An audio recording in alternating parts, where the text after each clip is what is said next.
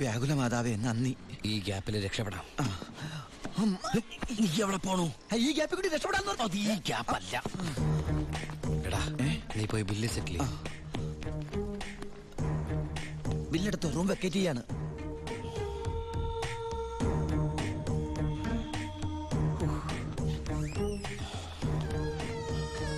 ആ പെട്ടെന്നൊരു ടാക്സി വേണം. ശരി സാർ. ഹലോ, ഒരു ടാക്സി ഒന്നിട്ടേക്ക്.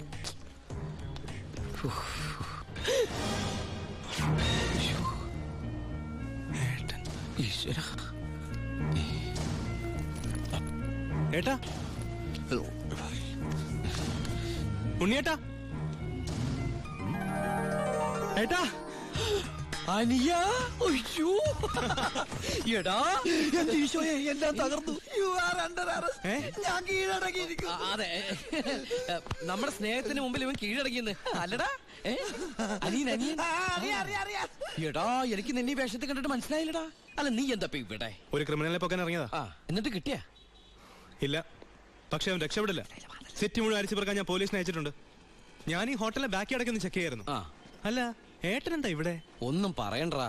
ഞാൻ ഇന്നലെ ദുബായിന്ന് വന്നാ നേരെ നമ്മുടെ വീട്ടിലേക്ക് വന്നു. വീട് പൂട്ടിയിട്ടിരിക്കുന്നു. പിന്നെ അന്വേഷിച്ചും പിടിച്ചും ദാ ഇവിടം വരെ എത്തി. ഞാനെല്ലാം ഡീറ്റെയിൽ ആയിട്ട് എഴുതിയിരുന്നാണല്ലോ. കിട്ടിയില്ലടാ. ആണോ?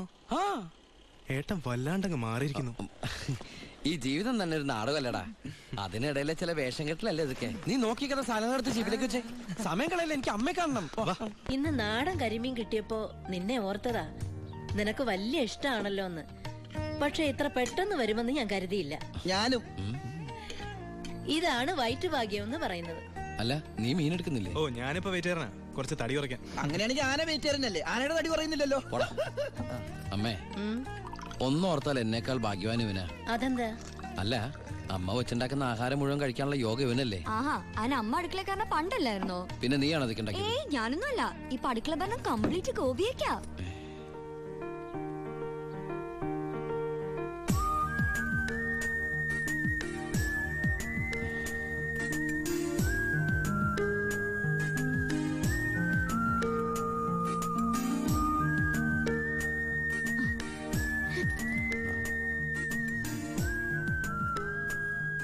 എന്നിട്ട് പുതിയ പാചകക്കാരി ഇങ്ങോട്ടൊന്നും കണ്ടില്ലല്ലോ.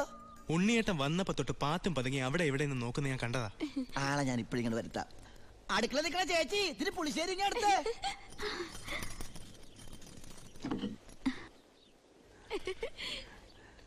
ലജ്ജാവതിയെ നിന്റെ കള്ളക്കട കണ്ണിൽ.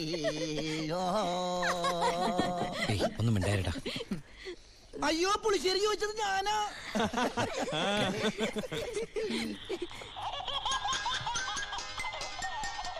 കൊള്ളാലോ ഏട്ടാ ഈ വാച്ച്.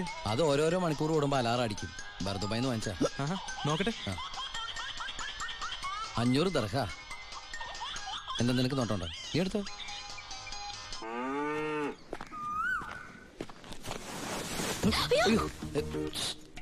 പേടിക്കണ്ട, ഒറ്റയ്ക്കൊന്നും മിണ്ടാൻ വേറെ മാർഗമില്ലാത്തോണ്ട് നേരത്തെ കയറി ഇരുന്നതാ. ആരെങ്കിലും കാണും.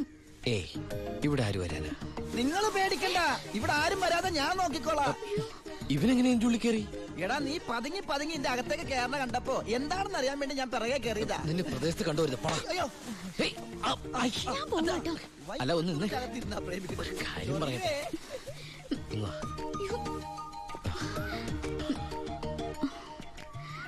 തന്റെ ഒരു കത്ത് ഞാൻ. സോറി, വഴി തെറ്റിയതാ. തന്റെ ഒരു കത്ത് ഞാൻ ദുബായിക്ക് വരുമെന്ന് പ്രതീക്ഷിച്ചു. കത്തെഴുതുന്ന ശീലമൊന്നും എനിക്കില്ല.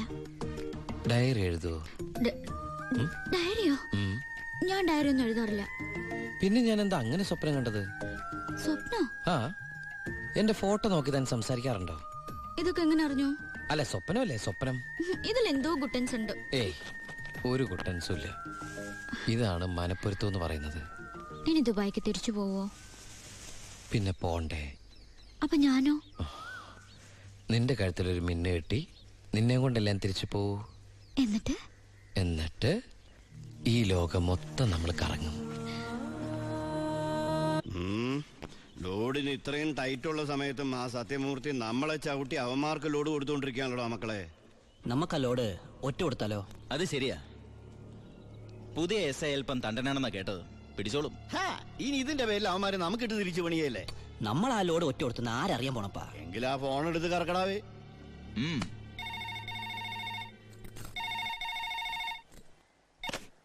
ഹലോ, ഞാനൊരു ഇൻഫോമറാ. ഇന്ന് വാളയാർ പരമശിവത്തിന്റെ ഒരു ലോറി പാലക്കാടിലേക്ക് പോകുന്നുണ്ട്.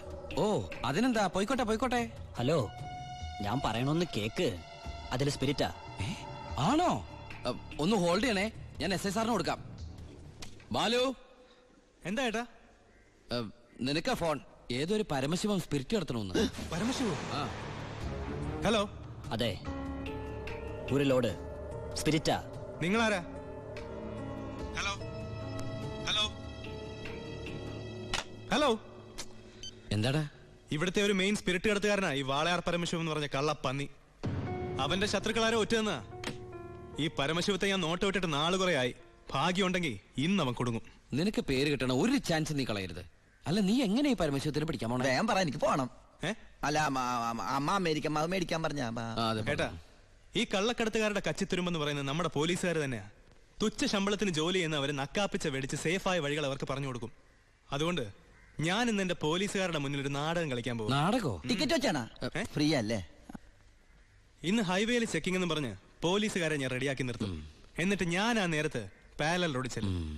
പോലീസിൽ നിന്ന് കിട്ടിയ ഇൻഫർമേഷൻ അനുസരിച്ച് ആ ലോറി പാരലൽ റോഡ് വഴിയേ വരൂ. ഞാൻ അവനെ പൊക്കുകയും ചെയ്യും. എങ്ങനെയുണ്ട് എന്റെ ഐഡിയ? സൂപ്പർ ഐഡിയ അല്ലേ? എനിക്ക് നിന്നെ കുറിച്ച് അഭിമാനം തോന്നണേ നീയാ. പറട്ടെ ഏട്ടാ. കർത്താവേ, കള്ളന്റെ കയ്യിൽ തന്നെയുള്ള താക്കോല് കൊടുത്തത്.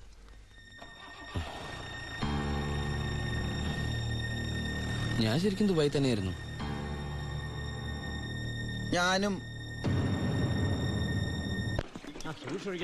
ആ പിന്നെ വാസു, പോലീസിനുള്ള ഇൻഫർമേഷൻ അനുസരിച്ച് ചെക്കിംഗ് ഉണ്ടാവും. പക്ഷെ അവര് ഹൈവേയിലായിരിക്കും നിൽക്കുക.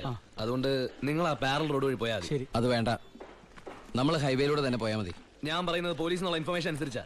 ഞാൻ പറയുന്നത് എനിക്ക് കിട്ടിയ ഇൻഫർമേഷൻ അനുസരിച്ചാ. ഞാൻ പറയുമ്പോൾ അങ്ങ് ചെയ്താൽ മതി. ഏയ്, അത് ശരിയാവില്ല ജോണി. താൻ എന്നെ പഠിപ്പിക്കണ്ട. അപ്പൊ ഇപ്പൊ ഒരു തീരുമാനം എടുക്കണം. ഞാൻ പറയുമ്പോൾ വണ്ടി പോകണോ അതേ പറയണ പോലെ കേൾക്കണം. നീ ശിവൻ പറയുന്നത് കേട്ടാ മതി. അപ്പാ, എടാ നിനക്ക് എക്സ്പീരിയൻസ് ഇല്ല. അപ്പൊ ഇത്രയും മണ്ടനാവരുത്. ഇതേട്ടൻ അതിനും കൂടെയുള്ള അഡ്ജസ്റ്റ്മെന്റ്. ലോഡൊന്ന് പിടിച്ച SIക്കല്ലേ ക്രെഡിറ്റ് കിട്ടണേ. ഇവനെന്ന് നഷ്ടപ്പെടാൻ. ലോറി ലോഡ് നമ്മളല്ലേ. ബലിയാടാവും പാവം ഡ്രൈവർ. ഇനിയൊക്കെ അപ്പന്റെ ഇഷ്ടം പോലെ ചെയ്തോ. അവൻ പറയുന്നൊന്നും നീ കാര്യമാക്കണ്ട ശിവ. ഇല്ല ബായ്, ഇവനും എന്റെ ബായ് അല്ലേ ബായ്.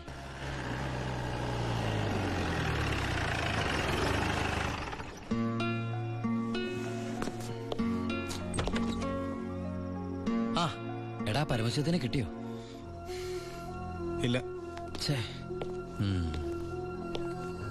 എന്റെ പ്ലാൻ എവിടെ ചോർന്നു ഏട്ടാ. ഹാ, നീ വിഷമിക്കാതിരിക്കേ. നമുക്ക് അടുത്ത തവണ പിടിക്കാം. നീ വല്ലതും കഴിച്ചോ? എനിക്കൊന്നും വേണ്ട. എന്നാ പോയി കിടന്നു.